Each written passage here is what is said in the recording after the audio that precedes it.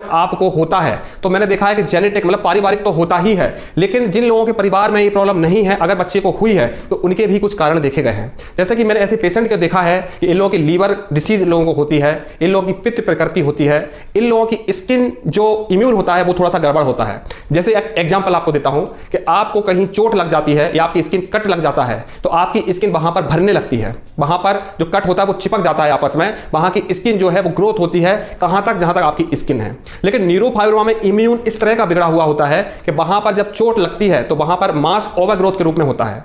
मैंने बहुत से पेशेंट को ऐसे भी देखा है कि जिनको पिंपल हुआ और पिंपल के बाद वो न्यूरोफाइब्रोमा की गांठ बन गई क्योंकि उनको मास ओवरग्रोथ हुआ।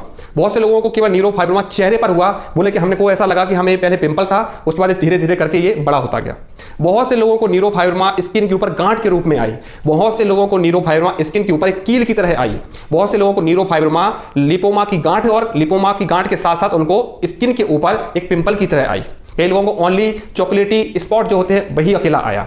मैंने जब इन पेशेंट के रिसर्च किया, इन पेशेंट के बारे में जाना, तो मैंने देखा कि ऐसे पेशेंट की प्रकृति गर्म होती है। जब ये लोग माँ के पेट में थे तो बताते हैं कि उनकी माँ की तबीयत ज़्यादा खराब होती थी, या माँ उनकी बहुत सारी मेडिसिन यूज़ की थी, या माँ उनकी बहुत ज़्यादा स्ट्रेस में रहती थी। ये भी मैंने बहुत से पेशेंट से पूछा तो उनका ये सिमिलर कारण बताया गया।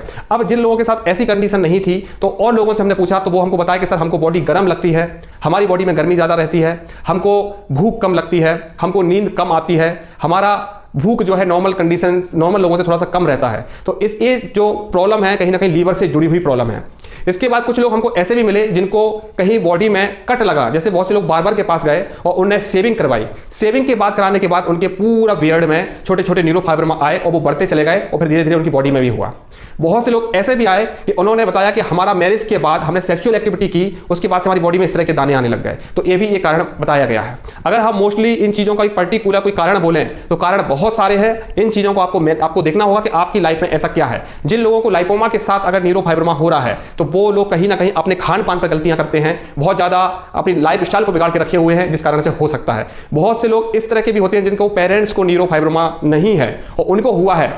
ऐसे लोग अपनी डाइट उनकी बिगड़ी हुई है, रात्रि का उनका जागना ज़्यादा होता है, गर्मी वाली जगह पर रहना ज़्यादा होता है। क्योंकि बहुत से लोग मेरे पास ऐसे भी आए जो गर्मी वाली जगह पर काम करने के लिए गए, उसके बाद उनको न्यूरोफाइब्रोमा हुआ। जैसे कई लोग बोले कि हम ऐसी फैक्ट्री में काम करते हैं जहाँ पे मेटल को पिघलाया जाता है। बहुत से लोग हमको ये बताया कि हम ईटा जहाँ पे पकाया जाता है वहाँ पर हम काम करते हैं, उसके 4-5 साल के बाद हमको ऐसी प्रॉब्लम हुई। तो कहीं ना कहीं ये विस्फोटक रोग है दोस्तों। आयुर्वेद में इस रोग को बहुत अच्छी तरह से बताया गया है। जब भी आपकी बॉडी की प्रकृति पित्त और वात से कुपित हो जाती है, जब आपका वात और पित्त बिगड़ जाता है, और सरल भाषा में अगर मैं बताऊं, जब आपकी वायु और आपकी गर्मी दोनों का कॉम्बिनेशन हो जाता है, जब दोनों बिगड़ जाती हैं, तब आपको विस्फोटक रोग होते हैं। विस्फोटक रोग आयुर्वेद में बहुत प्रकार के बताए गए हैं। वैसे तो 16 प्रकार के बताए हैं विस्फोटक रोगों का नाम, संस्कृत में नाम बताया गया, इसलिए मैं आपको नहीं बता पाऊंगा, लेकिन 16 प्रकार बताए गए हैं। जो न्यूरोफाइब्रोमा है उनमें कई वैरायटी होती है। कई बार ओनली ट्यूमर होता है, कई बार ओनली काले गांठें होती है, कई बार अपनी स्किन के कलर की गांठें होती हैं, कई बार स्किन के गांठों में से बाल भी निकलते हैं, बाल उगने लगते हैं, कई बार स्किन के अंदर भी ट्यूमर होता है और ऊपर भी ट्यूमर होता है, कई बार ओनली ब्राउन कलर के दाग अकेले होते हैं। बहुत से लोगों को लाल कलर के स्पॉट होते हैं, कई लोगों को लाल कलर की गांठें स्किन के ऊपर होती हैं, कई लोगों को पूरी बॉडी में पिंपल टाइप के होते हैं, कई लोगों को किसी ऑर्गन के ऊपर मांस की ओवरग्रोथिंग भी होती है। तो न्यूरोफाइब्रोमा के टाइप 1 टाइप 2 ओनली मान लेने से आप अपने आप को सेटिस्फाई ना करें, क्योंकि न्यूरोफाइब्रोमा बहुत प्रकार का होता है। अब जो मोस्टली देखा गया है तो वास्तविकता में 2 ही प्रकार का ज्यादा देखा गया है, लेकिन हमारे पास ऐसे भी बहुत से लोग आए हैं जिनको न्यूरोफाइब्रोमा बहुत ज्यादा अलग टाइप का था। कई लोगों को न्यूरोफाइब्रोमा मैंने देखा है कि उनको ट्यूमर था और ट्यूमर के ऊपर उनको पेड़ की छाल की तरह स्किन थी, जैसे पेड़ की छाल होती है ड्राई, उस तरह का उनको ट्यूमर था। वो भी एक कैटेगरी न्यूरोफाइब्रोमा की है। कई लोगों को न्यूरोफाइब्रोमा ब्लड निकलने वाला भी हुआ, कई लोगों को ट्यूमर हुआ और उसमें से उनको सफेद सफेद पानी निकलता रहता है। ऐसा भी न्यूरोफाइब्रोमा मेरे पास आया है। जब हमने जांच करवाई तो डॉक्टर उसको बोलता है न्यूरोफाइब्रोमा। तो न्यूरोफाइब्रोमा को हम टाइप 1 टाइप 2 बोलकर ही अकेला मान लें, ये मैं सेटिस्फाइड नहीं होता हूं, क्योंकि मैंने बहुत प्रकार देखे हैं और मैंने प्रकृति देखी है लोगों की। तो हम इसका कारण भी समझ सकते हैं कि क्या कारण है। विज्ञान अभी तक नहीं बता पा रहा है कि कारण क्या है, वो केवल जीन को ही बोल रहा है।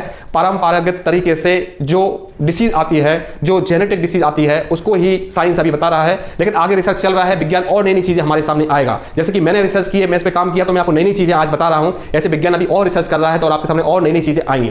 दोस्तों, न्यूरोफाइब्रोमा अगर आपको हो रहा है तो सबसे मेन बात है, इसको कभी भी आप लेट ना करें, तुरंत इसका इलाज आप नेचुरोपैथी में कराएं, क्योंकि एलोपैथी में इसका कोई इलाज नहीं है, कोई मेडिसिन नहीं है, पूर्ण जानकारी नहीं है। लेकिन नेचुरोपैथी में इसकी बहुत सारी जानकारी है। इस तरह के पुराने रोग बहुत डिटेल में दिए गए हैं। तो आयुर्वेद प्राकृतिक तरीके से आप इसका इलाज कर सकते हैं। जो वैद्य, जो डॉक्टर पुराने हैं, पुराने रोगों पर काम करते हैं, अच्छी जानकारी है, उनसे मिलकर आप इलाज इसका ले सकते हैं। दोस्तों न्यूरोफाइब्रोमा को जैसे मैंने बताया कि ये विस्फोटक रोग है आयुर्वेद में, तो आयुर्वेद इसके बारे में जो बताता है कि आप कभी भी अपनी बॉडी की वायु को कुपित ना होने दें। वायु हमेशा कुपित होती है रात्रि के जागने से, हमेशा हैवी फूड खाने से, हमेशा हैवी और गर्म खाना खाने से, हमेशा हीट के पास रहने से, ज्यादा धूप में घूमने से, ज्यादा दवाइयों के प्रयोग करने से, नींद को खराब करने से, ज्यादा स्ट्रेस करने से हमारी बात और पित्त बिगड़ जाती है। आपको इनके ऊपर काम करना है। अगर आपका न्यूरोफाइब्रोमा हो रहा है आपको, तो आपको समझ जाना चाहिए कि आपकी बॉडी की वायु बिगड़ रही है, आपका पित्त बिगड़ रहा है, आपको रात को नहीं जागना है, आपको मसाले वाले खाने नहीं खाने हैं, क्योंकि जितने भी एसिडिक फूड हैं, जितने भी सोर फूड हैं, उनको खाने से पित्त बढ़ता है और पित्त बढ़ने से हमारी स्किन के अंदर एसिड की रनिंग तेज हो जाती है और जहां पर भी हमको कट लगता है, जहां पर भी हमको पिंपल होता है, वहां पर ट्यूमर जैसी ओवर ग्रोथिंग होने लगती है। कभी कभी वो ग्रोथिंग इतनी ज्यादा बढ़ जाती है जिसको टाइप 2 न्यूरोफाइब्रोमा भी लोग बोल देते हैं। तो आप अपने कभी भी न्यूरोफाइब्रोमा को पुराना ना करें, क्योंकि न्यूरोफाइब्रोमा स्किन के साथ साथ अंदर ऑर्गन में भी हो सकता है, माइंड के अंदर भी हो सकता है, आंखों के अंदर भी हो सकता है, मुंह के अंदर भी हो सकता है। इसलिए इसको पुराना ना करें, क्योंकि धीरे धीरे मैंने ऐसे लोग देखे जिनका न्यूरोफाइब्रोमा पुराना हो गया, उनके कुछ ट्यूमर बहुत ज्यादा बढ़ गए, हाथों पे जो ट्यूमर थे, सर के ऊपर जो ट्यूमर था, गले के अंदर जो ट्यूमर था, कान में जो ट्यूमर था, वो ट्यूमर उनके तेजी से बड़े हुए। जो उंगलियों में थे, पीठ पर थे, पेट पे थे, वो न्यूरोफाइब्रोमा ज्यादा बड़े नहीं हुए, लेकिन जो भी हमारे अपर लिम्ब में थे, जो भी हमारे फेस के आसपास थे, वो न्यूरोफाइब्रोमा काफी बड़े बड़े हुए। तो कभी भी न्यूरोफाइब्रोमा होता है तो जो जो चीजें मैं बता रहा हूं उन चीजों को फॉलो करें। बात दोष को कभी बढ़ने ना दें अपने अंदर। बात दोष बढ़ता है हमारा हैवी एसिडिक फैटी फूड खाने से, हैवी ऑयली फूड खाने से। पित्त हमारा बढ़ता है ज्यादा एसिडिक एंड हीट फूड खाने से, हीट में रहने से, रात को जागने से। तो इन चीजों को आपको ध्यान रखना। अगर आपकी बॉडी की प्रकृति इस तरह की हो रही है और आपको कोई पिंपल वगैरह हो रहे हैं, तो वो पिंपल आगे जाके हार्डनेस ले सकते हैं, ओवर ग्रोथ कर सकते हैं, ठीक होने के बाद अपनी स्किन में नहीं मिल सकते हैं, इस तरह की कंडीशन आ सकती है। हालांकि दोस्तों न्यूरोफाइब्रोमा का सब्जेक्ट बहुत बड़ा सब्जेक्ट है, लेकिन ये मेरा फर्स्ट वीडियो है कि न्यूरोफाइब्रोमा क्यों होता है, इसलिए मैंने आपको एक मोटी मोटी जानकारी दी। आगे चल के मैं आपको इसके बारे में और अच्छी जानकारी देता रहूंगा, क्योंकि न्यूरोफाइब्रोमा के टाइप बहुत प्रकार के हैं। हम इतने टाइप की फोटो अगर मैं डालूंगा तो शायद आप लोग कंफ्यूजन हो जाएंगे। इसलिए आपको केवल इतना समझना है कि न्यूरोफाइब्रोमा को कभी भी लेट नहीं करना चाहिए, क्योंकि इसका जो बोल सकते हैं टाइप जो है या प्रकार है वो कभी भी बदल सकता है, कभी भी बड़े हो सकते हैं। क्योंकि न्यूरोफाइब्रोमा जैसी डिसीज पिछले 5 साल में बहुत तेजी से बढ़ी है। इसके पहले ये डिसीज बहुत कम लोगों को होती थी, क्योंकि मेरे पास जो मोस्टली पेशेंट आ रहे हैं वो कम एज के आ रहे हैं, करीबन 15 साल से लेकर 25 साल के बीच के पेशेंट आ रहे हैं, और जो ओल्ड एज के पेशेंट है वो बहुत कम है। बहुत कम लोग मिले हैं जो मुझे 35, 40, 45, 50 साल के मिले हैं। थे काफी लोग, लेकिन कुछ लोग ऐसे भी आए जो बहुत अपना पुराना न्यूरोफाइब्रोमा कर चुके थे, तो मैंने उनको इलाज के लिए मना किया, क्योंकि पुराना न्यूरोफाइब्रोमा ओवर ग्रोथ अगर आपकी हो जाएगी तो फिर वो ठीक होना मुश्किल होता है। हाँ, हम रोक सकते हैं उसकी ग्रोथ, लेकिन ठीक होने की कोई श्योरिटी नहीं होती है। तो ऐसा केस मैंने नहीं लिया दोस्तों, इसलिए मैं हर वीडियो में बताता हूं कि कभी भी न्यूरोफाइब्रोमा है अगर आपको, तो उसको लेट ना करें।